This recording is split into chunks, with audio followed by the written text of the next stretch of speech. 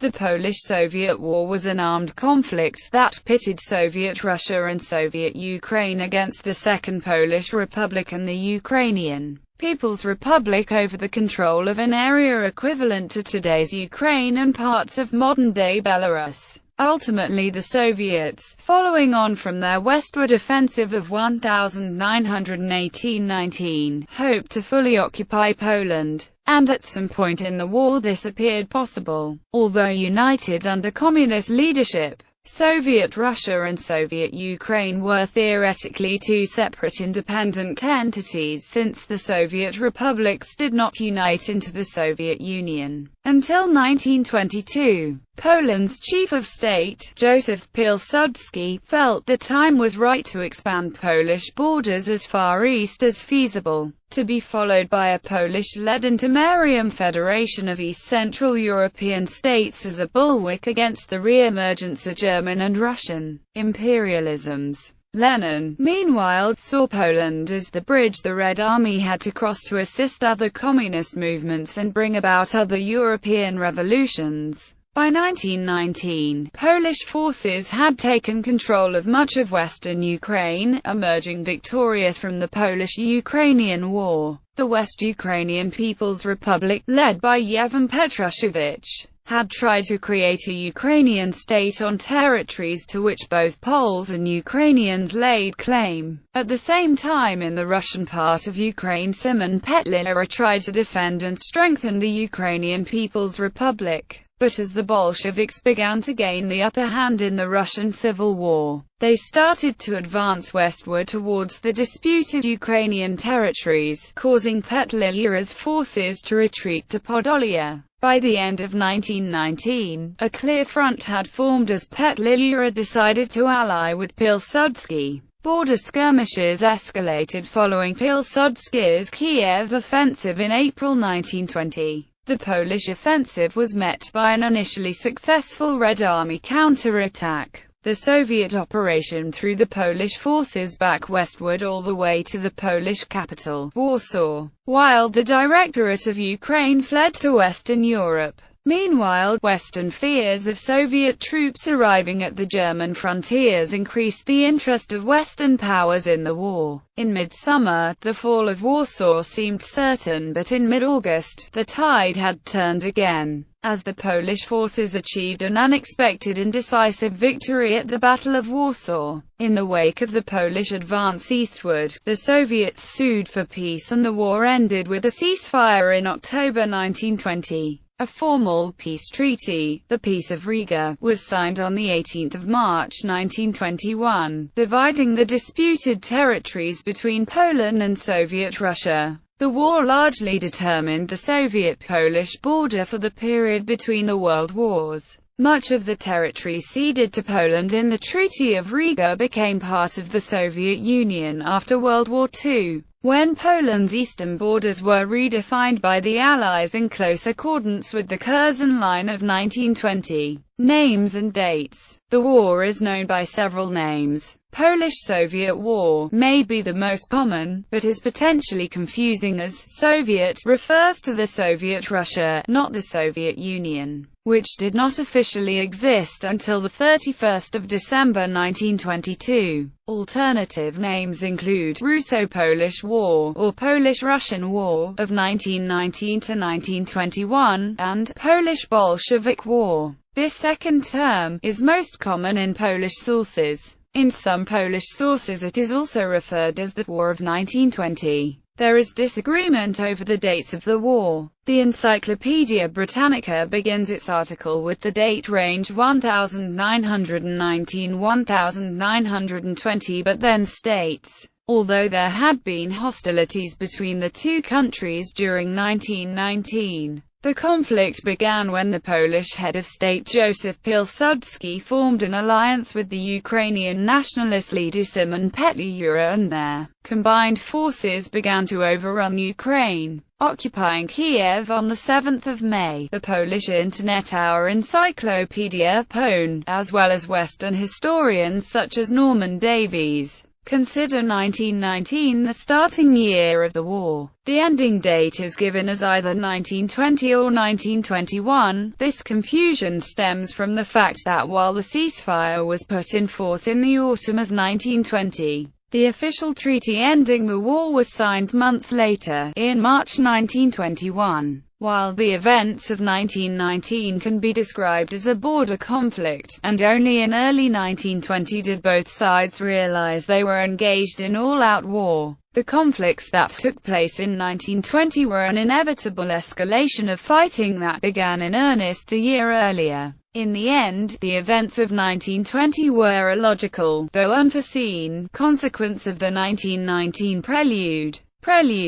The war's main area of contention lies in present-day Ukraine and Belarus and formed, until the middle of the 14th century, part of the medieval state of Kiev and Rus. After a period of internecine wars and the Mongolian invasion of 1240, these lands became objects of expansion for Poland and Lithuania. In the first half of the 14th century, Kiev and land between the Dnieper, Pripyat, and Daugava rivers became part of Lithuania, and in 1352 Poland and Lithuania divided the Kingdom of Galicia-Volhynia between themselves. In 1569, according to the Union of Lublin between Poland and Lithuania, some of the Ukrainian lands passed to the Polish crown. Between 1772 and 1795, much of the Eastern Slavic territories became part of Russia in the course of the partitions of Poland. After the Congress of Vienna in 1814 to 1815, much of the territory of the Duchy of Warsaw transferred into Russian control. In the aftermath of World War I, the map of Central and Eastern Europe changed drastically. Germany's defeat rendered its plans for the creation of Eastern European puppet states, including one in Poland, obsolete, and the Russian Empire collapsed, resulting in the Russian Revolution of 1917 and the Russian Civil War. Many small nations of the region saw a chance for real independence and seized the opportunity to gain it. Russia viewed these territories as rebellious provinces, vital for its security, but did not have the resources to react swiftly. While the Paris Peace Conference of 1919 had not made a definitive ruling in regard to Poland's eastern border, it issued a provisional boundary in December 1919 called the Curzon Line as an attempt to define the territories that had an indisputably Polish ethnic majority. The participants did not feel competent to make a certain judgment on the competing claims. With the success of the Greater Poland Uprising, Poland had re-established its statehood for the first time since the 1795 partition. Formed as the Second Polish Republic, it proceeded to carve out its borders from the territories of its former partitioners. Many of these territories had long been the object of conflict between Russia and Poland. Poland was not alone in its newfound opportunities and troubles. With the collapse of Russian and German occupying authorities, virtually all of the newly independent neighbors began fighting over borders.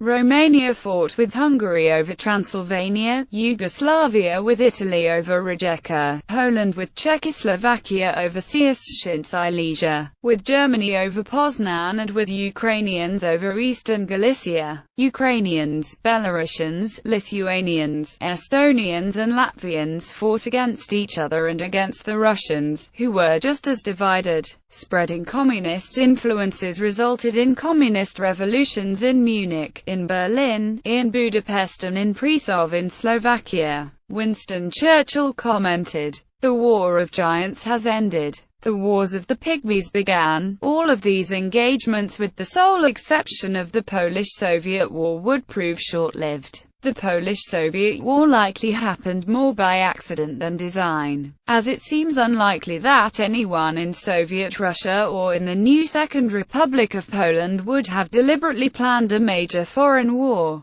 Poland, its territory a major battleground of the First World War, was unstable politically. It had just won the difficult conflict with the West Ukrainian National Republic and was already engaged in new conflicts with Germany and with Czechoslovakia. Revolutionary Russia, meanwhile, was focused on thwarting counter-revolution and the intervention by the Allied powers. While the first clashes between Polish and Soviet forces occurred in February 1919, it would be almost a year before both sides realized that they had become engaged in a full war. As early as late 1919, the leader of Russia's new Bolshevik government, Vladimir Lenin, inspired by the Red Army's Civil War victories over White Russian anti-communist forces and their Western allies, began to see the future of the revolution with greater optimism. The Bolsheviks proclaimed the need for the dictatorship of the proletariat, and agitated for a worldwide communist community. They had an avowed intent to link the revolution in Russia with an expected revolution in Germany and to assist other communist movements in Western Europe. Poland was the geographical bridge that the Red Army would have to cross to provide direct physical support.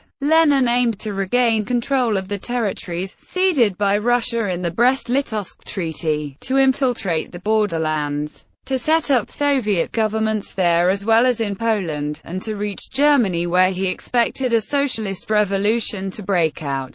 He believed that Soviet Russia could not survive without the support of a socialist Germany. By the end of summer 1919, the Soviets managed to take over most of Ukraine, driving the Ukrainian Directorate from Kiev. In early 1919, they also set up a Lithuanian Belarusian Republic. This government was very unpopular due to terror and the collection of food and goods for the army. Officially, however, the Soviet government denied charges of trying to invade Europe. As the war progressed, particularly around the time the Polish Kiev offensive of 1920 had been repelled, the Soviet leaders, including Lenin, increasingly saw the war as the real opportunity to spread the revolution westwards. Historian Richard Pipes noted that before the Kiev offensive, the Soviets had prepared for their own strike against Poland. Before the start of the Polish-Soviet War, Polish politics were strongly influenced by Chief of State Joseph Pilsudski.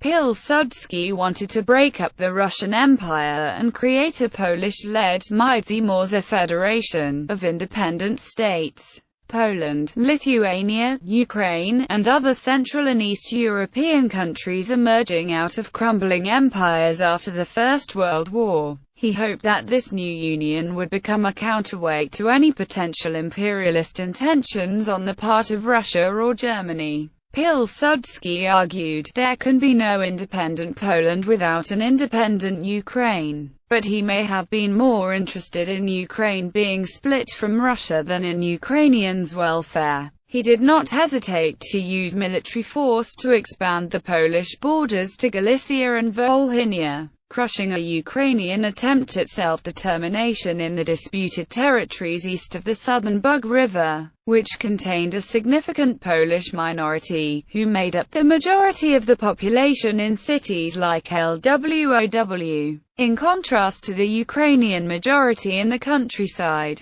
Speaking of Poland's future frontiers, Pilsudski said, "All that we can gain in the West depends on the Entente, on the extent to which it may wish to squeeze Germany, while in the East, there are doors that open and close, and it depends on who forces them open and how far." In the chaos to the east, the Polish forces set out to expand there as much as feasible. On the other hand, Poland had no intention of joining the Western intervention in the Russian Civil War or of conquering Russia itself. Pilsudski also said, "Closed within the boundaries of the 16th century, cut off from the Black Sea and Baltic Sea, deprived of land and mineral wealth of the south and southeast, Russia could easily move into the status of second-grade power. Poland, as the largest and strongest of new states, could easily establish a sphere of influence stretching from Finland to the Caucasus." Before the Polish-Soviet War, Jan Kowalewski, a polyglot and amateur cryptologist,